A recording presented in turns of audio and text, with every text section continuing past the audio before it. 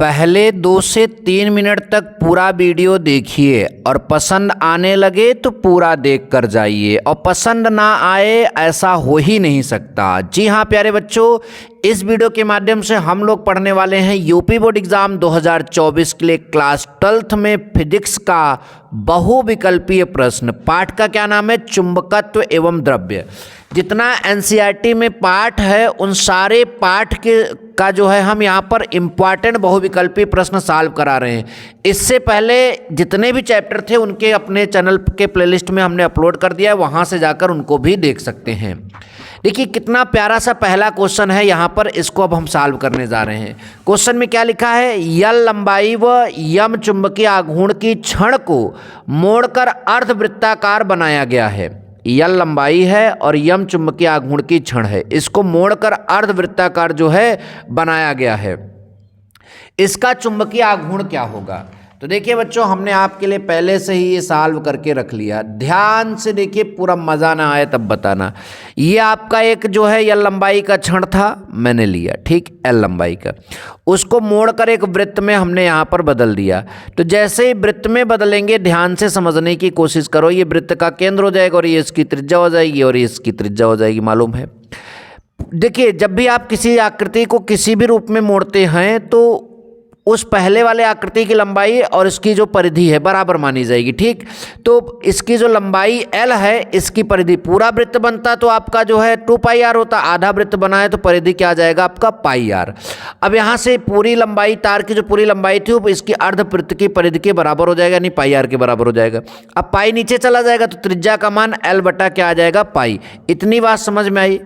जब ये वाला छड़ का लंबाई L था तो उसका जो मतलब कि चुंबकीय आघूर्ण था, वो चुंबकीय आघूर्ण आपका small m into capital L, small m मतलब चुंबकीय ध्रुव की सामर्थ्य और इंटू उसकी लंबाई, ये फार्मूला होता है। अब यम डैश कब हम ले रहे हैं? जब उसको इस वृत्त के रूप में मोड़ दिया। तो देखिए, आप कभी भी चुंबकीय आघूर्ण निकालेंगे तो फार्मूला आपका ध्रुव सामर्थ्य और उसकी जो है लंबाई लेंगे। तो जैसे यहाँ पर देखिए प्रभावी लंबाई इसका ये हो जाएगा, तो 2r हमने ले लिया यहाँ पर, m की जगह m, 2 की जगह 2, r की जगह l बाई पाई हमने लिख दिया। अब 2 बटा पाई हमने बाहर कर दिया, एम एल यहाँ पर हमने रख दिया। तो 2 बटा पाई की जगह 2 बटा पाई। एम एल की अगर हम बात करें तो वो क्या है? कैपिटल एम, यानी पुराने वाले आकृति का चुंबकीय आघूर्ण। तो यानी ये आपका जो इस रूप में मोड़ने पर आपका चुंबकीय आघूर्ण आ रहा है वो आपका होगा 2m बटा पाई। क्या आएगा? 2m बटा पाई। इस वाले आकृति के कारण चुंबकीय आघूर्ण आएगा। आइए देखते हैं ऐसा कोई ऑप्शन है। अगर ऑप्शन है तो वो मुस्कुराएगा। तो 2m बटा पाई यहाँ पर है और यह मुस्कुरा भी रहा है। अच्छा बच्चों, नेक्स्ट क्वेश्चन है हमारा चुंबकीय फ्लक्स घनत्व का मात्रक। चुंबकीय फ्लक्स घनत्व का मात्रक, तो आप सभी को मालूम है कि चुंबकीय फ्लक्स घनत्व की जब बात करेंगे तो चुंबकीय क्षेत्र की बात होगी, और चुंबकीय क्षेत्र की जब बात हम यहाँ पर करेंगे तो टेस्ला, वेबर प्रति मीटर, न्यूटन प्रति एम्पियर मीटर, ये सारे मात्रक चुंबकीय फ्लक्स के हो जाते हैं घनत्व के, ठीक। तो इस तरह से चुंबकीय फ्लक्स घनत्व के ये सारे मात्रक हो गए। इसका मतलब जो है ये सभी सही हो जाएगा। नंबर नेक्स्ट, चुंबक में चुंबकत्व का कारण है इलेक्ट्रॉन की घूर्णीय गति, पृथ्वी में भारी चुंबकीय दाब, कॉस्मिक किरणें। तो बताइए चुंबक में चुंबकत्व का क्या कारण है? आपने अगर सही से पढ़ा होगा तो जो इलेक्ट्रॉन की घूर्णीय गति होती है, जब इलेक्ट्रॉन गति करेगा वो आवेश रखता है, और आवेश जब गति करता है तो चुंबक का प्रभाव उत्पन्न होता है।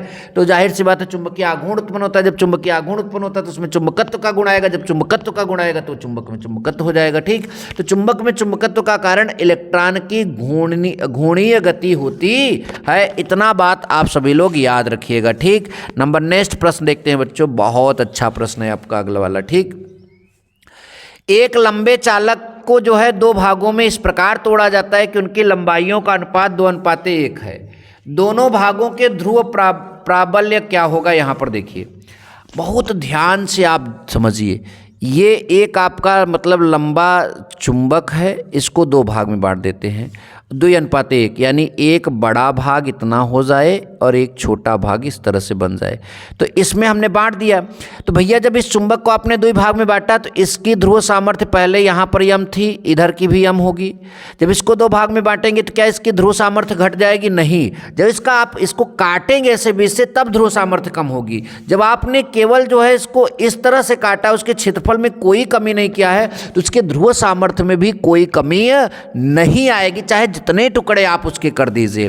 तो यानी ध्रुव सामर्थ्य जो प्राबल्य है दोनों भागों का वो क्या होगा? बराबर होगा। यह बात आप लोग एकदम समझ लीजिए। अच्छा, अगला प्रश्न है, जब किसी चुंबकीय सुई को एक समान चुंबकीय क्षेत्र में रखा जाए, जब किसी चुंबकीय सुई को एक समान चुंबकीय क्षेत्र में रखा जाए तो यह अनुभव करेगी।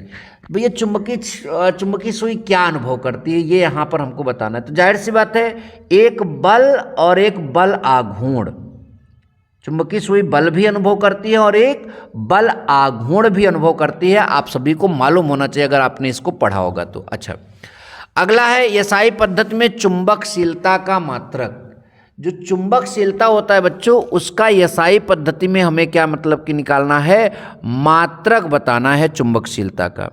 तो इसमें कई ऑप्शन हैं आपके, लेकिन एक ऑप्शन यहाँ पर जो है आपका सही होगा और वो होगा हेनरी प्रति मीटर।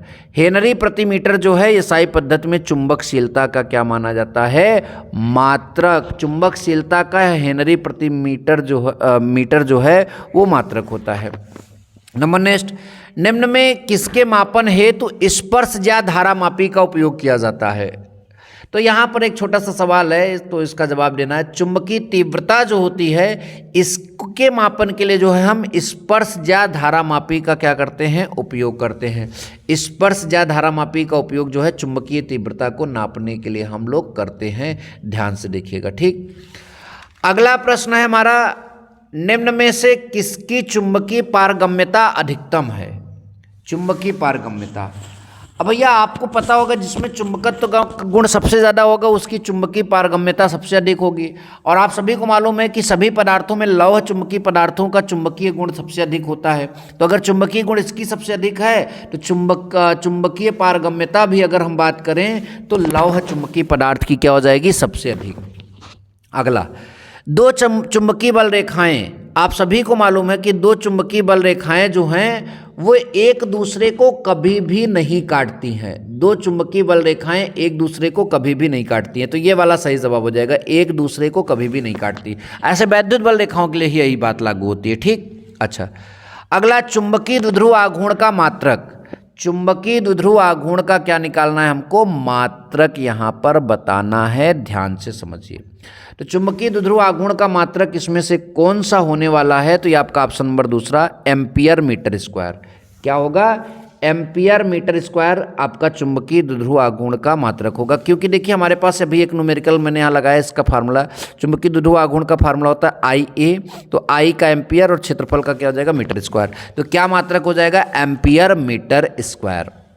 तो बच्चों देखो, नेक्स्ट क्वेश्चन बहुत ही इंपॉर्टेंट है। क्या लिखा है? यदि वृत्तीय धारा लूप का चुंबकीय द्विध्रुव आघूर्ण स्मॉल m हो, यदि धारा लूप की त्रिज्या आधी कर दी जाए तो चुंबकीय आघूर्ण होगी।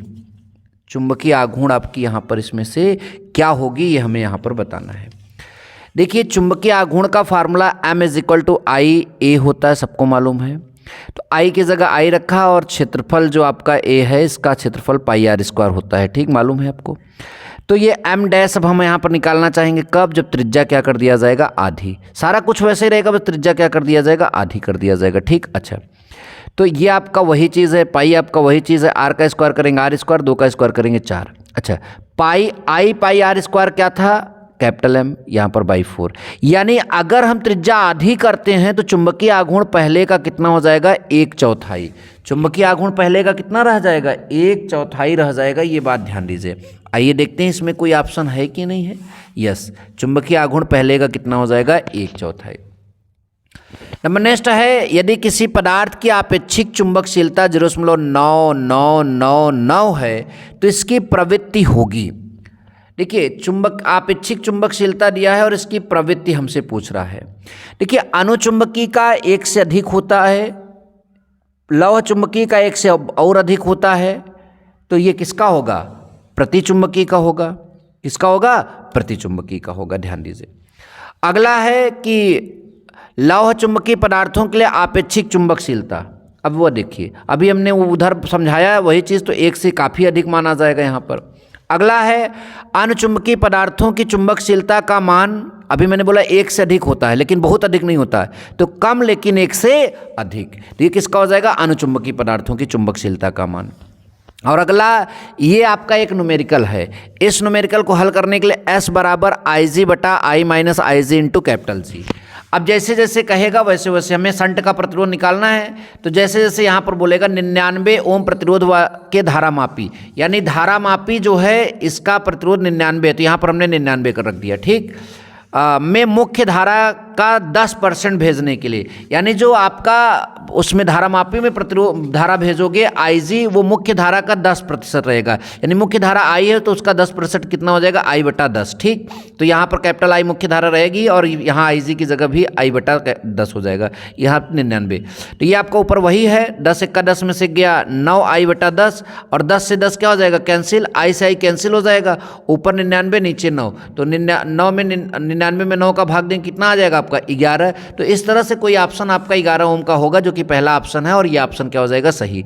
ऐसे और वीडियो के लिए चैनल को सब्सक्राइब कर लीजिए। मिलेंगे नेक्स्ट वीडियो में। Thank you so much. जय हिंद, वंदे मातरम।